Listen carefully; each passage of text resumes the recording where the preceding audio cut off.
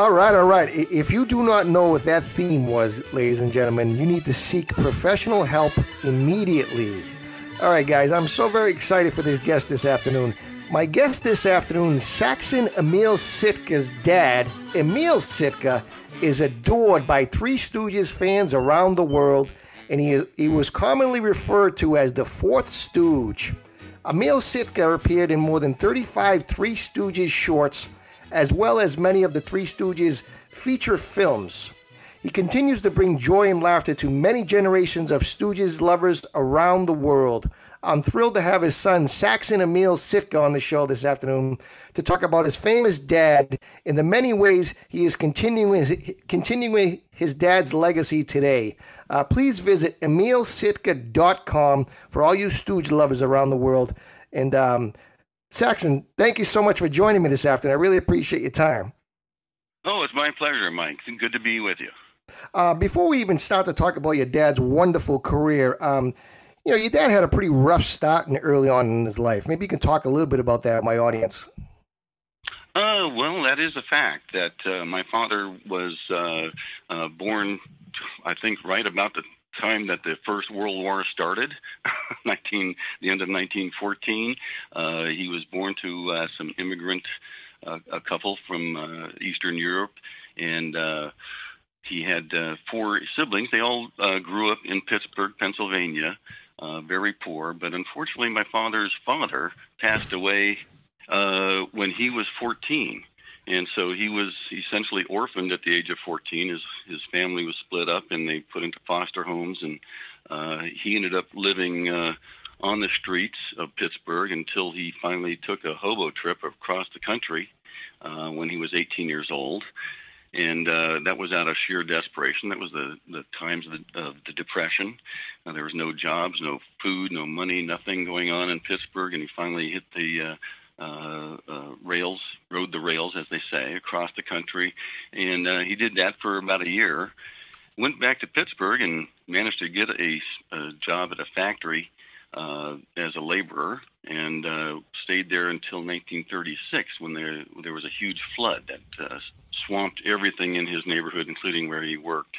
And so he had a pretty tough childhood. He would say it was not a happy childhood. Yeah. But in 1936, at the age of 21, he when this flood occurred, he ended up he decided that he was going to leave Pittsburgh once and for all, because it had not been pleasant for him.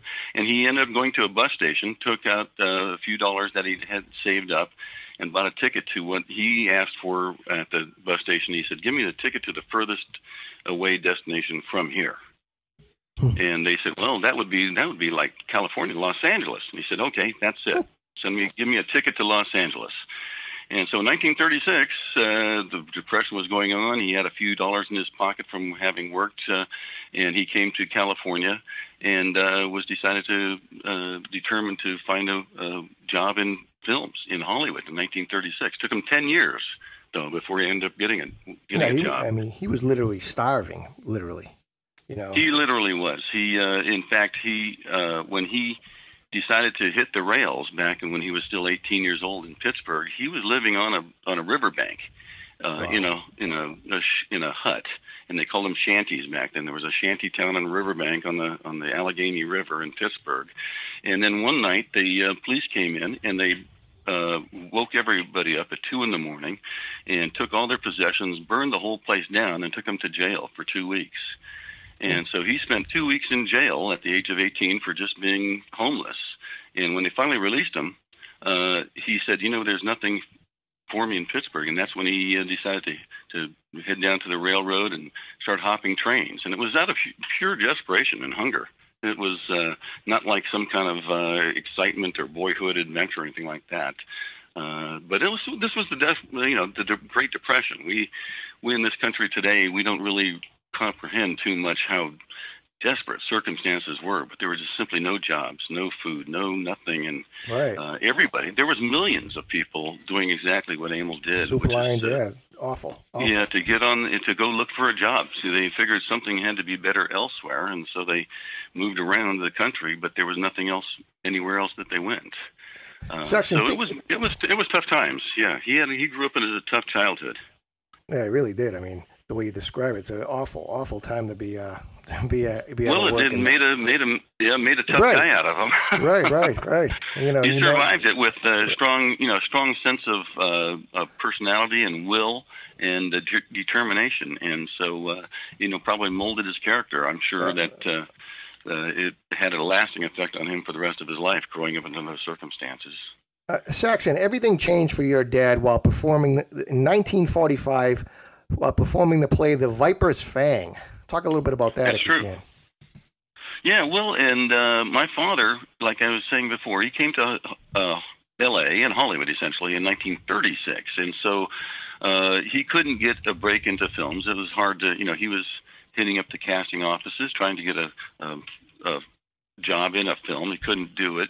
It was just everybody was trying to do that. And so he decided to keep busy by working on stage. So he's working in small theaters, as they called them, live stage theater productions, which are very common in Hollywood back then. And he happened to run across, over the course of 10 years of doing that, he ran across a woman named Simona Boniface. And she had written a play called The Viper's Fang, and it was a melodrama. And she appeared in. Sorry to interrupt. She appeared in a lot of Stooges films, shorts. She was actively working in the Columbia Pictures department with the Three Stooges and a number of other, the short stars with Jules White and Ed Burns and Hugh McCollum. She was actively in pictures. She happened to also be one of the a creative woman, and she wrote this play, and she did live theater at night besides her Hollywood movie actor. So she was actually involved, and she's really, I'd say, probably the one that got my father got him this break. So she wrote this play. She's one of the characters in it. She directed it. And she had my father play one of the prominent characters in it. And this was like I say, a melodrama. It was playing off a Hollywood Boulevard somewhere, and some Hollywood talent scouts happened to see it. And a couple of them got back to Jules White. He called my father and asked him to come in and do some, to audition, basically. So my father came in. They didn't actually at first know whether they wanted my father to be a supporting actor, as he ended up being, or to star in his own series of shorts. And so he actually appeared in the Vera Vague film Hiss and Yell that you're talking about in 1945. He worked in that one as a supporting actor. And then they had him come in for a what do they call it, screen test to see if he was going to be like a possible star, like say Dorita and Bess, Cary those Grant. Guys. Well, or at least like Harry Von Zell and some of these other people who had their small short series of shorts, just like the Stooges had 200 shorts. A lot of people like Dorita, he came in, he started in only 4 shorts. Wow. And that he was a star of himself. And so they didn't know whether he was going to be but I guess from what I can read in his diary and such, the screen test late 1945 didn't go that well, and they decided that he was going to be a supporting actor instead of a starring in his own series. Now, that may sound disappointing, but to me it made a lot of difference, because when you started in your own series, you didn't work with other big stars. You worked with other supporting actors, where because my father they decided he's going to be a supporting actor, that meant he got to work with people like the Three Stooges and Joe Besser and Joe Dorita and Harry Von Zell and Andy Clyde and Vera Vague and a lot of these other stars. We don't recognize a lot of their names now, but my father, if he had gotten his own series of comedy shorts, he never probably would have worked with the Three Stooges at all. Right. He would have been off on his own series doing something. So I think it was a kind of lucky break, sort of fate, interceded and said, no, you're going to be a supporting actor, but you're going to work with all these other great people. So that's how I look at that as a matter of fate. But that was way back when, and you're right. 1945, Viper's Fang was a play that got my father's attention by the studios. So Saxon, he signs with Columbia, and things really begin to move fast for him. Several months and 6 films later, your dad was given an assignment that would ultimately change his acting career forever. He was told to show up on the set of a short called Half Wit's Holiday, starring the Three Stooges. Right, right. Well, and at that point in time, my father was living in Hollywood, and he knew the big stars of the day and all that stuff, but he wasn't really familiar with the Three Stooges. He didn't know who they were, and so he had gotten, I think that was probably his fourth or fifth Columbia short. He'd been in a couple of other films too, non-feature films, small parts. And so he got this script from Jules White, and it says Three Stooges comedy, and he wasn't exactly sure what to expect. So he goes home and looks at his lines. He's a butler and this and that, and he's preparing to be a real snobbish butler, real stiff and that. And they dress him up when he goes to appear on the set for the shoot.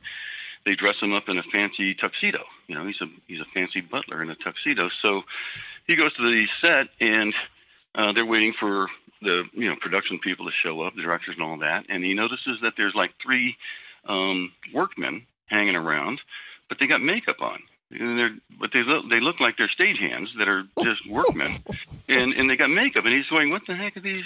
Turns out they're the stars of the film. They're the Three Stooges, and if you know the film at all, you know that they start off the scene as workmen.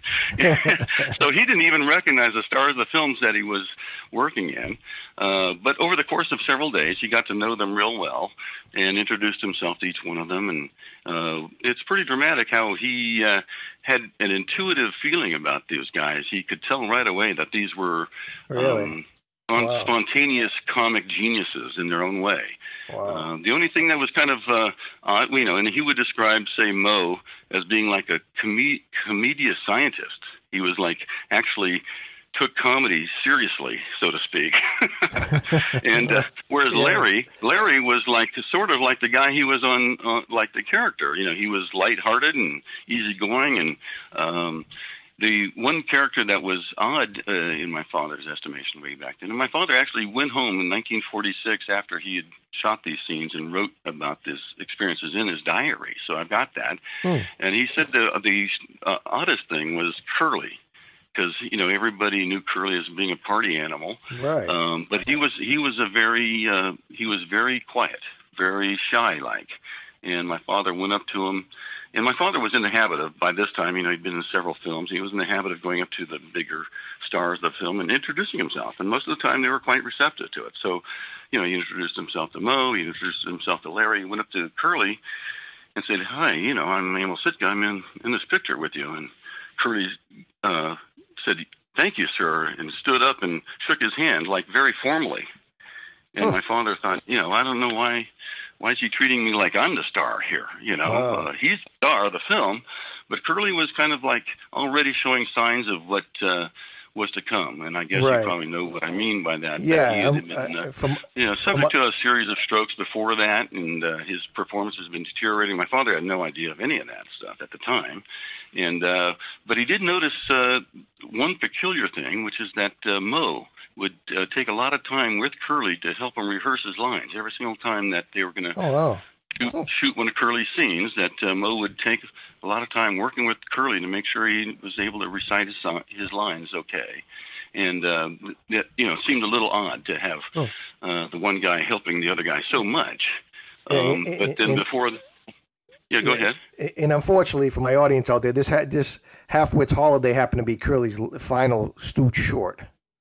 Yeah, and I can get to that, which is to say that it was a 4-day shoot, and so my father's just meeting the Three Stooges for the first time. He's got these impressions, and it's a 4-day shoot. My father's in all 4 days, and then the last day they were going to shoot a big pie fight. And if you remember the film, there it ends with a big pie fight. It's great. But somewhere early on the 4th day, and my father's in one of Curly's last scenes, walking by as a butler with a pie in his hand or something like that. And so they shot the scene. And next thing, there was like a delay on the set. Nobody knew why. There's often delays, so nobody questions it. And then they started shooting again. And my father said, nobody said a thing about Curly. Nobody said anything that he had any issue, but but he wasn't there. All they noticed, if anybody noticed anything, was that he wasn't there, and that they were rewriting lines. And so, which wasn't that uncommon anyway. They would rewrite these lines on these, Stooges scripts frequently. It was not uncommon for them to rewrite scenes. And so they're rewriting all these scenes to basically, nobody knows really, but they were writing Curly out and putting Larry into a lot of the action that Curly would normally have taken. So if you ever watch that Half-Wits Holiday, you'll notice that once the pie fight starts, there's no Curly. And normally he's the star. He's the star of the pie fight. And you'll see Larry with a much more accentuated position where he's taking a lot more pies in the face and reciting a lot of the gags that Curly would have done. So, and at that time, my father said Jules, White, Moe, nobody said anything to them, to the rest of the cast. And so nobody knew what was going on. They probably did that just because they weren't going to, get everybody depressed. Right, yeah, exactly. You got a big pie fight to shoot this afternoon. You're not going to there's a lot of money. Everybody. There's a lot of money involved here. Yeah. So, but he found out later that they had to have somebody come and take Curly away and eventually take him to the hospital because that he had such a bad stroke that he literally his chin was on his chest and that he could barely move. And you've probably heard some of the stories about that. So it was a tragedy. I've always thought it was an ironic thing that they called it Half-Wits Holiday because, America's favorite half-wit had to take a permanent holiday on that particular unfortunately. film. Yeah, he was one of my favorites too. Saxon, this is for yourself and my audience. When you mentioned that your dad did not know who the Three Stooges was, we're talking like 1945, 46.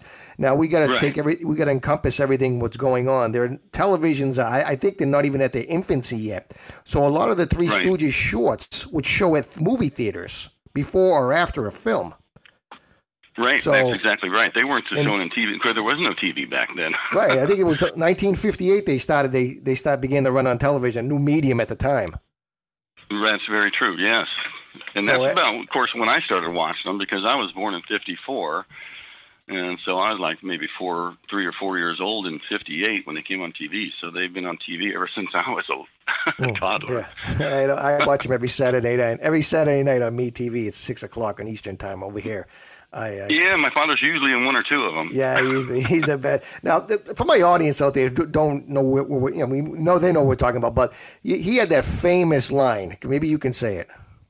Hold hands, you lovebirds. Hold hands, you lovebirds.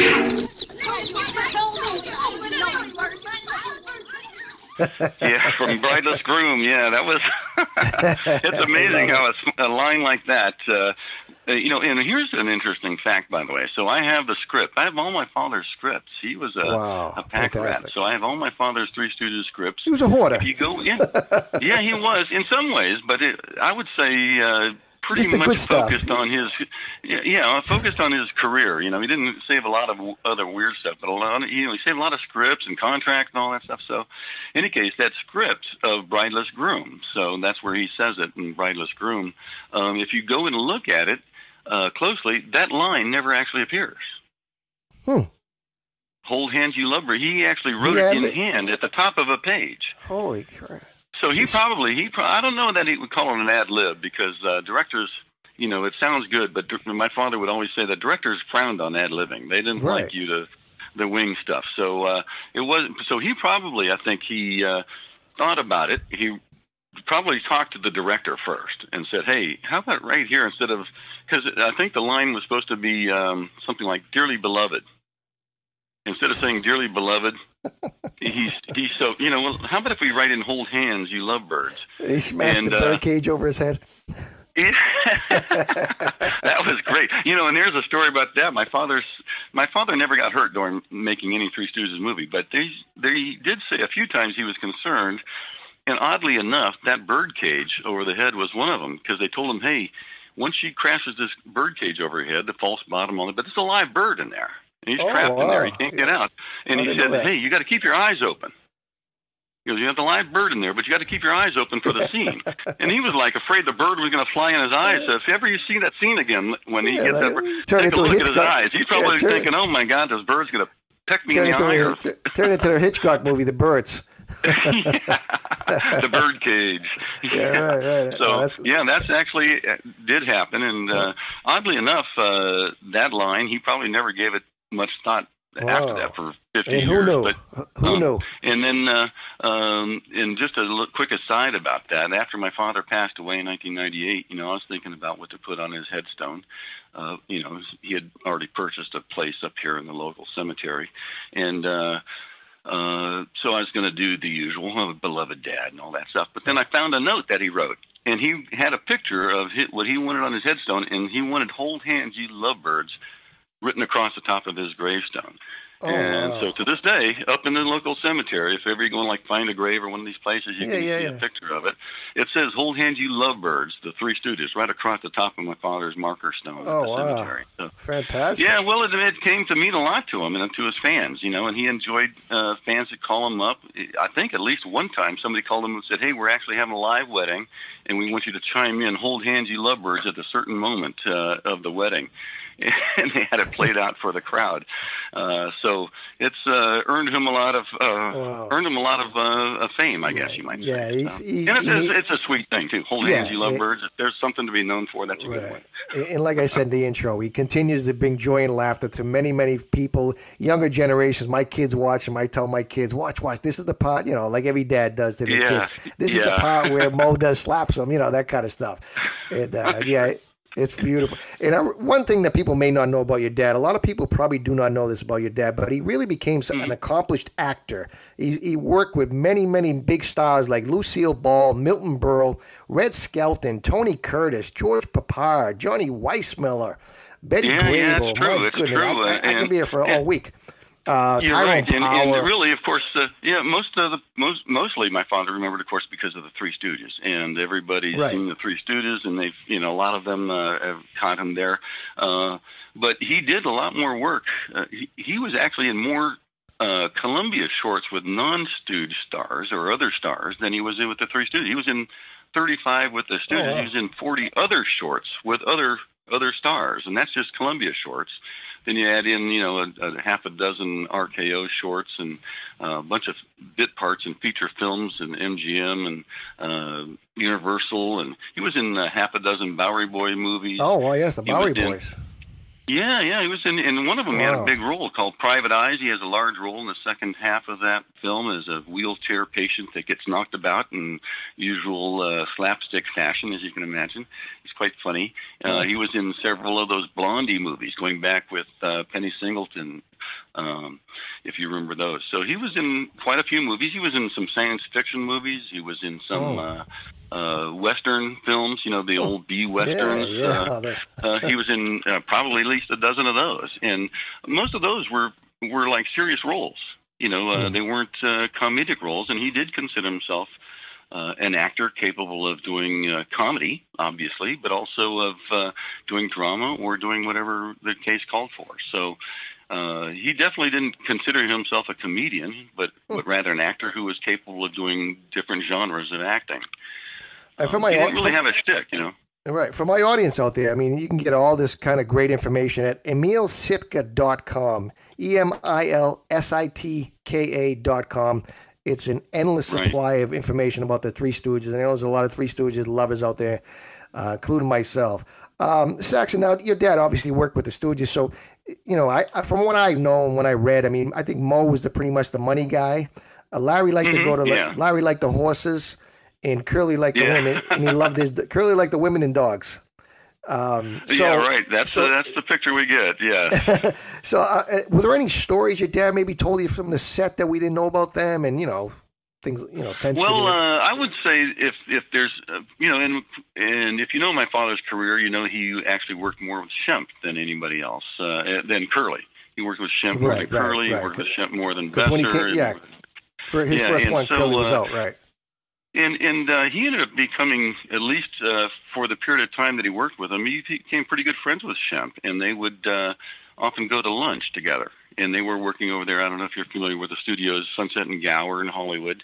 And not too far away was a restaurant, it's gone now, called the Brown Derby. Oh, of course. And and my father and Shemp it's at a shopping plaza now. I think the Dome is at a shopping plaza now. Something to that effect. Yeah, well, it was up on Vine. I think the restaurant's gone. There's been several Brown Derbies, one down in Wilshire, and there's been another one.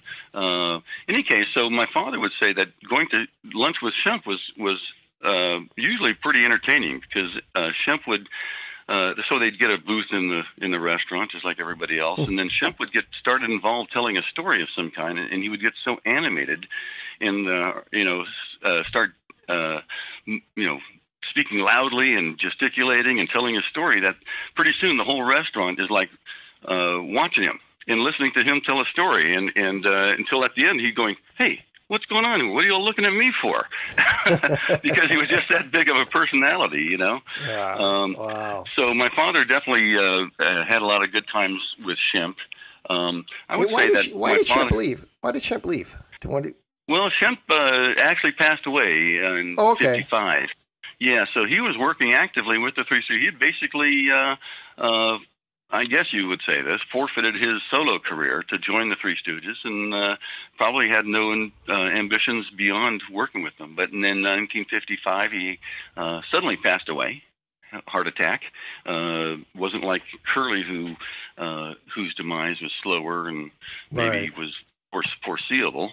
And that's when they suddenly got stuck with 1956. They got a contract, and they got so many films to make, and they grabbed Joe Besser, and they started using him in their shorts to replace Shemp. Was there something with Joe Besser he didn't like to get smacked around? Well, my father never said anything to that effect. He thought Joe Besser was a very capable actor. My father kind of considered himself like a peer of Joe Besser, like maybe he could have done as good a job as Joe did. As a star of his own series. And Joe Besser had starred in his own series of shorts before he joined the Three Stooges. Yeah, he did the Joey Bishop show as well. Yeah, but he also had those shorts. And my father was in like 2 or 3 Columbia shorts with Joe Besser as the solo star. So he was quite a capable actor. Right. But I guess he just didn't kind of fit in that well with their chemistry. And honestly, when I look back, my father was in 6 of those Joe Besser. Out of 16 Joe Besser shorts, my father was in 6 of them. And when I watch them, I sometimes think that Joe Besser is trying harder than Larry and Moe, to be honest with you. Joe Besser, he's trying hard. He's doing his best. And despite his shortcomings as a Curly or Shemp replacement, he seemed to be giving his best effort. But the material was thin, and the efforts was second rate. So overall, you can't blame Joe Besser, though, I don't think. Right. How about Christine McIntyre? Did you ever say anything about her?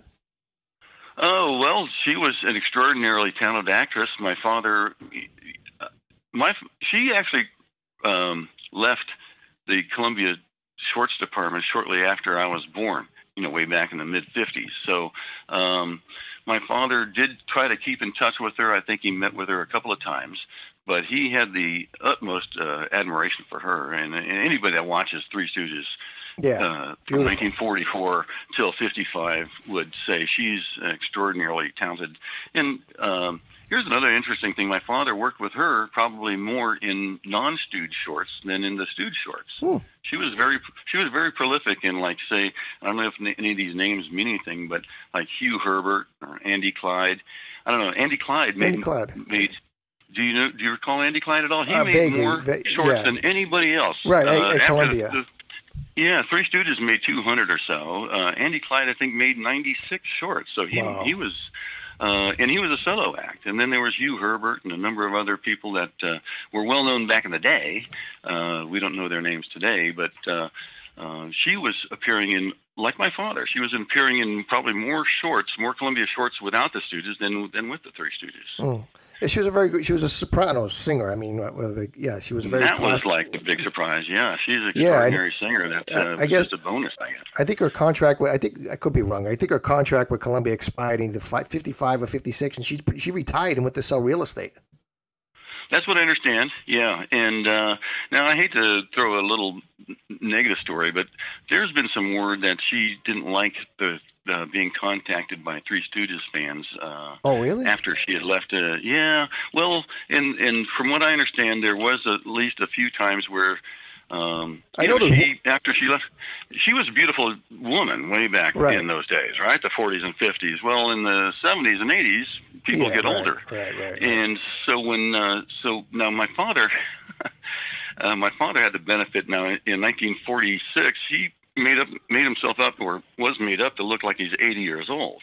Oh, right? yeah, so 40 years, yeah. Yeah, so 40 years later, people going, damn, you look younger now than you did back then. I think that was that with when they worked at the pharmacy and the old yeah, exactly. That was old Amos Flint and you scalawags, you did this on that was purpose. With Christine McIntyre. And Christine McIntyre was in that one. Yes. Yeah, wow, yeah, that was the. Yeah, so any case, my father, people believed he was that old, right? So when they see him in 1970 and 1980, they go, man, you look younger now than you did then. Well, it was the opposite for Christine McIntyre. People would look her up in the 70s, and they go, wait, you don't look like the beautiful, slim young woman anymore. You're Christine McIntyre? Right. I've seen I saw a photo of her. Yeah, and so she, I guess she got some bad feelings about the way people reacted to how she now appeared, because everybody's expecting her to look like the young, beautiful soprano of the 40s and 50s, and now she's a middle-aged, pudgy woman. Right. And some people probably gave her some bad vibes on that. There's a really good article.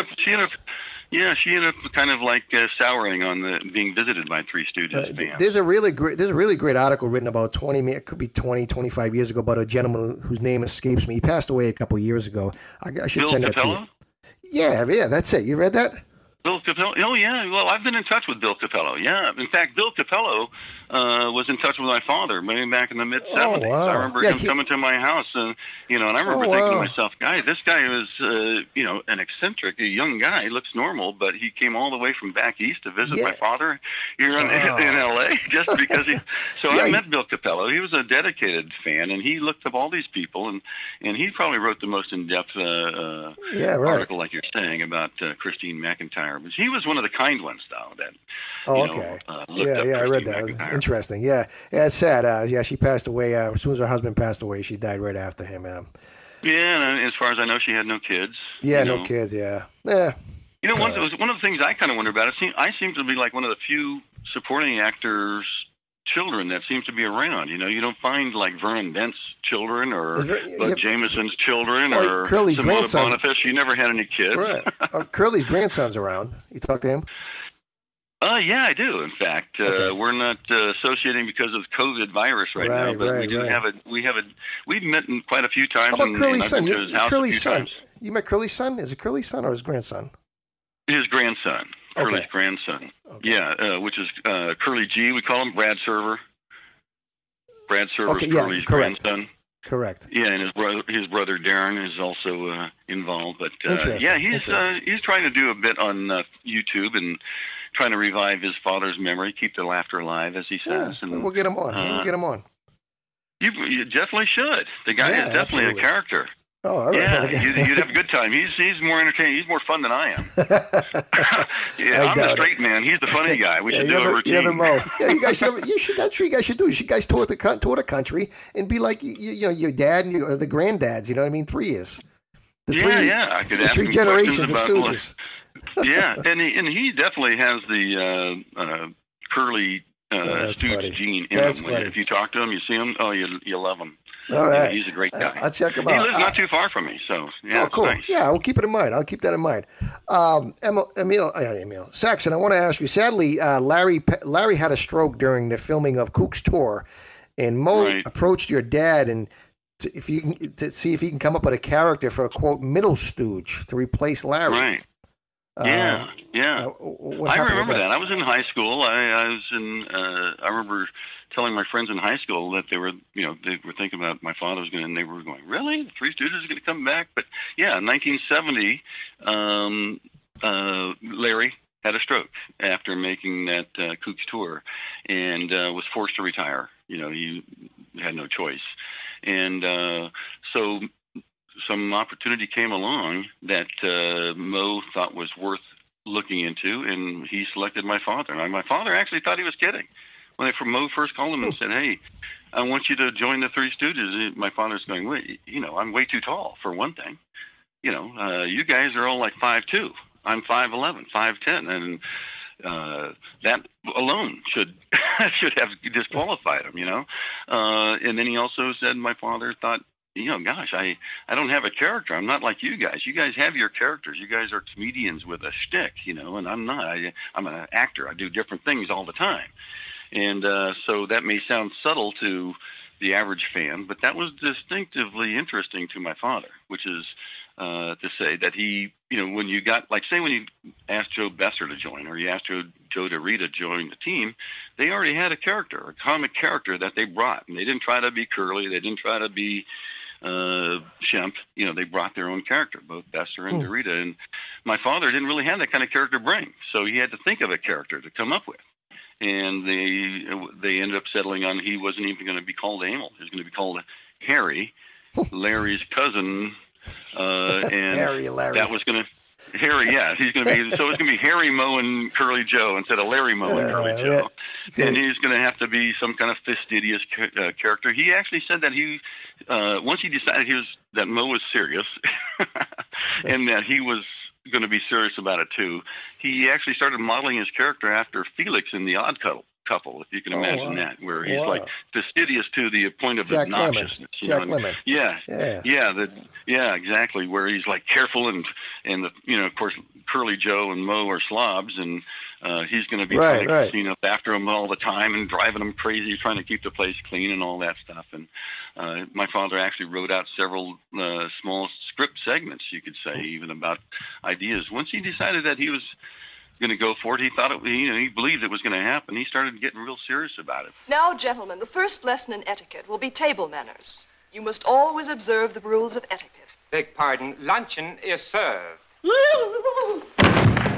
But in the first case, in 1970, the project would have required them going to the Philippines, and there wasn't enough money there wasn't anybody to finance that. And so that project in the 70s fell through. And then 1975, 5 years later, all of a sudden, Moe calls my father again and says, hey, this time we're going to do it. Yeah, because, correct me if I'm wrong. Sorry, correct me if I'm wrong, Saxon. In 1975, when Moe came back again, contracts were signed, scripts were written, rehearsals were planned. He was basically going to be the fourth Stooge.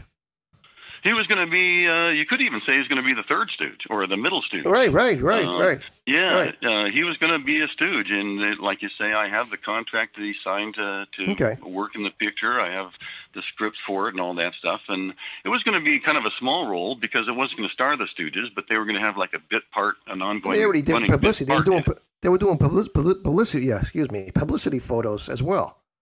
Yeah. And so it was all set to go, but then all of a sudden, and I think they stalled my father way too long because they were like, say, in 1975, early, right after Larry passed away in January. They were supposed to go shoot this film. I think it was in Palm Springs, California here, and my father was going to drive over there with Moe to the set, which is not that far from L.A. And but then they. Week after week, Moe would postpone. And so pretty soon Moe wouldn't even call. That would be either his son or his daughter would call my father and say, well, we can't go this week. We put it off for another week. And at this time, Moe's health was going down really, really fast. And nobody was leveling with my father. They just told him, well, we're just postponing it. And throughout the first part of the first part of 1975, it's, from what I understand, the motion picture production actually went ahead and cut the Stooges out, replaced them with the Ritz Brothers, and filmed that. And the whole time, my father didn't know it. He was still waiting to get a call from Moe. And then finally, in I think it was May of 75, he gets a call from Moe's son, who says, "Hey, Moe's passed away. Come to the funeral." Wow! And so obviously, anything was any further thought of Three Stooges was over at that time. Saxon, so my father just barely missed that chance. Missed it by that much. Saxon, obviously the Stooges are on every night, every day somewhere. In terms of royalties, what is there, estates? They have estates? Your dad, everybody? In terms of royalties? Do they even receive them? No. My father, all the shorts, of course, were... owned by Columbia? Owned by Columbia, sold to Sony, and there was a way back when, in 1960 or so, there was issue passed where the subject of royalties for past films up until that point were not going to exist. So it was only until I think, this was a Screen Actors Guild thing, and Ronald Reagan was the president of the Screen Actors Guild at the time, and they agreed that they wouldn't pay royalties for anything up till 1960. So nobody got royalties for any of those shorts. Now my father did get what you might call royalty payments when they would occasionally show Three Stooges in Orbit or one of these other feature films that he appeared in on television, and he'd get like a check for $10.15 or something like that. so he never made a lot of money, but he did get at least some kind of financial acknowledgement from some of the latter-day playing of those feature films. From everything I've read about the Stooges, Columbia pretty much screwed them at the end. They pretty much wouldn't even let them on the lot to clean out their offices for some reason. Well, and that's what we've all heard, something to that effect. And my father never mentioned any of that. He did suffer financially. My father was dependent upon the shorts department in 1958. That's where probably 50% of his work was coming from. Right, they got rid of the shorts department. Yeah, Columbia got rid of it. Yeah, and they shut down the whole shorts department, and all he knew was that he couldn't get on the studio anymore, and he didn't know, he wasn't really, it was a time, kind of a rough time for all those people involved, and they probably weren't commiserating a lot. So I don't think my father. I will say this though, that in 1960 or so, this is kind of an interesting story. So the shorts department shuts down. My father is, basically his employment cut way down, and my parents happened to split up at the time. I was just a little kid, and so my father had me and my brother, who was 2 years older than me. They were like, say, 5 and 7 years old at the time in 1960, and my father was having a tough time paying the bills. He was just like a single father of two young kids, and Mo took sympathy on him. And I remember this. I mean, when I was pretty young, a long time ago, but it was 1960 or 59 or 60 or so, and Christmas time came around, and so Mo offered to my father, said, "Hey, I'm going to take you and your kids to the grocery store and buy you guys a cart full of food." And now again, I was only 4 or 5 years old, so when my father told me this, I mean, it sounds like a great act of generosity, and it was, and that's the kind of guy Mo was. But for me, at 5 years old, I remember thinking, "Wait, you can't just go to the grocery store with the Three Stooges. What are you talking about? You're gonna go in the grocery store with Mo Howard and with Mo? What are you talking? He's gonna slap you and bonk you on the head." So anyway, I was mystified as a little kid. I didn't understand that movies weren't real and all that stuff. So we ended up going down to this grocery store, and out in the parking lot, we pull up to some car, a nice fancy car, and somebody had parked there, and guess who gets out? Well, you couldn't even tell it was him. It was like a hat, dark glasses, looked like a pawnbroker more than a comedian or something like that. But sure enough, he took us into the grocery store and allowed my father to fill up a grocery cart, and when we came out, he paid for the whole thing. Wow! And so that was a great story about Mo being a good guy. But it's also funny that a little kid, I'm wondering how the heck go grocery shopping with Mo Howard and Three Stooges, and then to see him was so disappointing. As a little kid, what? Sunglasses and a hat, and that's Mo? What's he on the FBI's most wanted list? That was the first time I ever met him. Wow, funny. We talked about Christine McIntyre. She really liked to talk to the fans and stuff. But after all the Three Stooges passed away, your dad really embraced the role of the Stooges ambassador, and he was an advocate for a long time for those guys. And he loved the affection.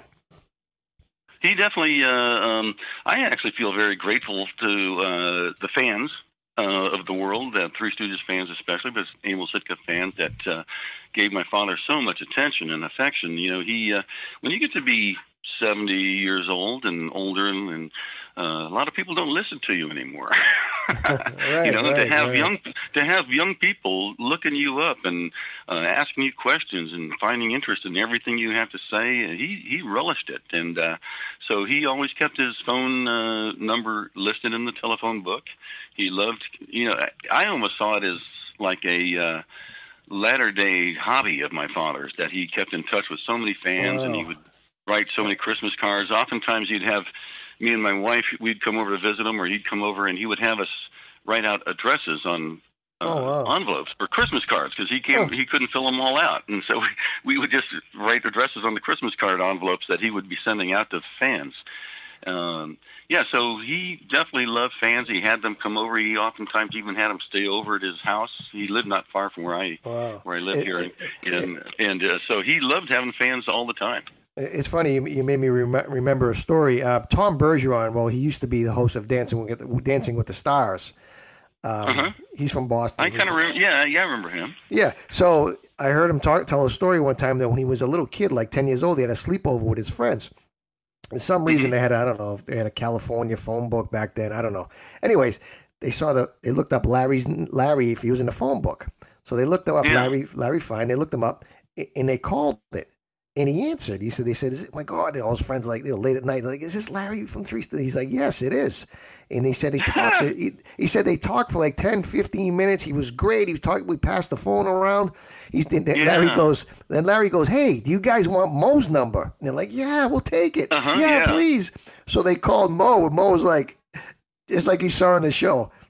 Who is this? How'd you get my number? Don't ever call me again. You shouldn't be. It's a classic story. Tom Bergeron told that. Well, and it sounds right in character.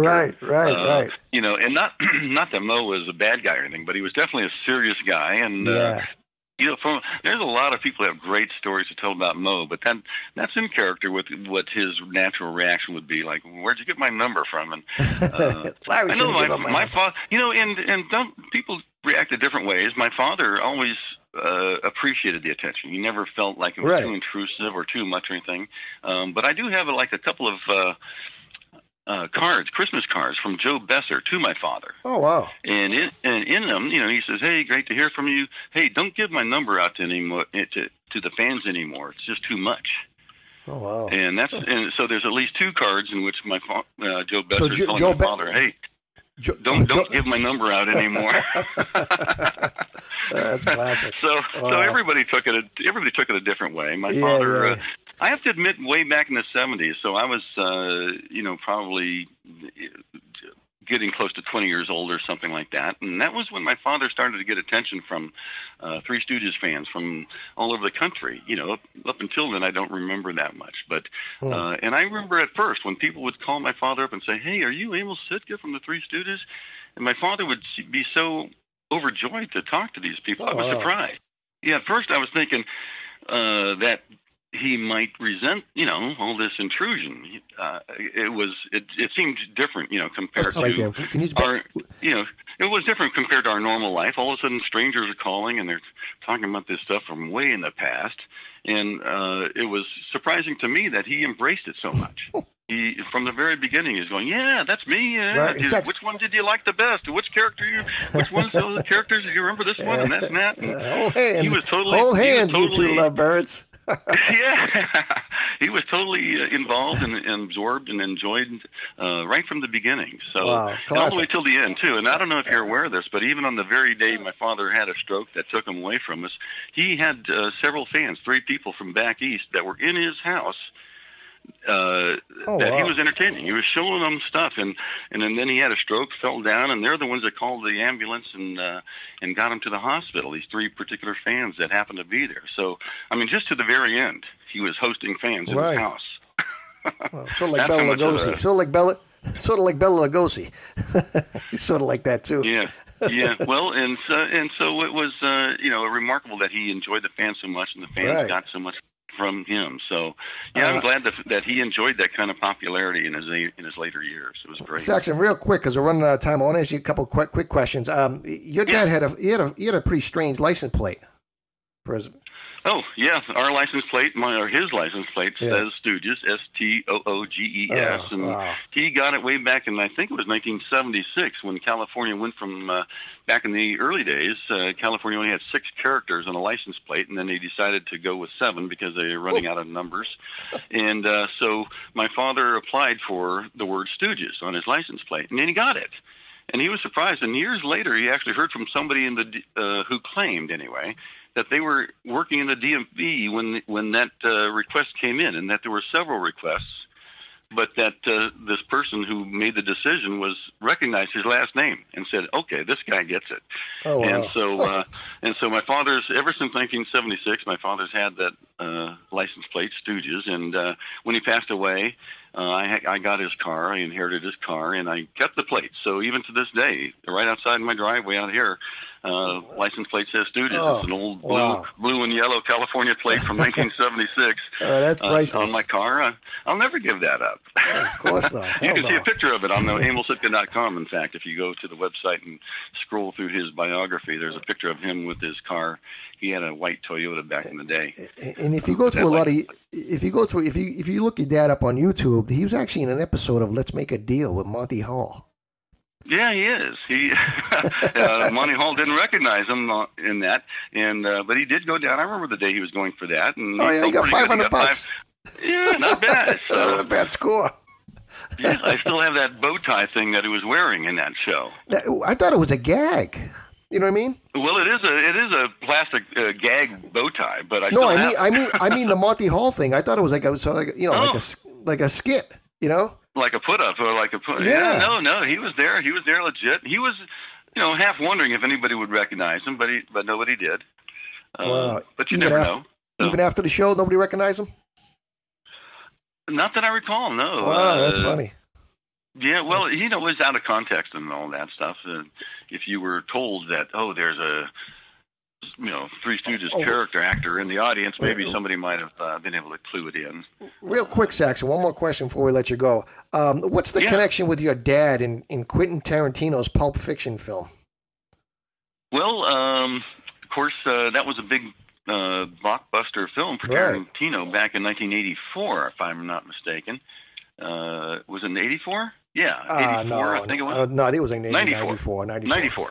Right. 94, okay. Yeah. So my father, didn't really know who Quentin Tarantino was. I guess I probably didn't really either. And then somebody calls my father up out of the blue, one of the fans that he was in touch with, and says, "Hey, did you know you're in this movie?" And by this time, Pulp Fiction was becoming quite the big hit. It was like, I think, the blockbuster of the year back in that day. And my father said, "What are you talking about? I didn't work in that movie." And I said, "Well, yeah, you're in it. Well, you're in it because in one of the particular scenes, they got this TV on in the background, and they're showing Brideless Groom, and that's the scene where my father says, 'Hold hands, you lovebirds.'" And it's clear as day if you watch the film. Right, it is. It is. It's quite distinctive, yeah.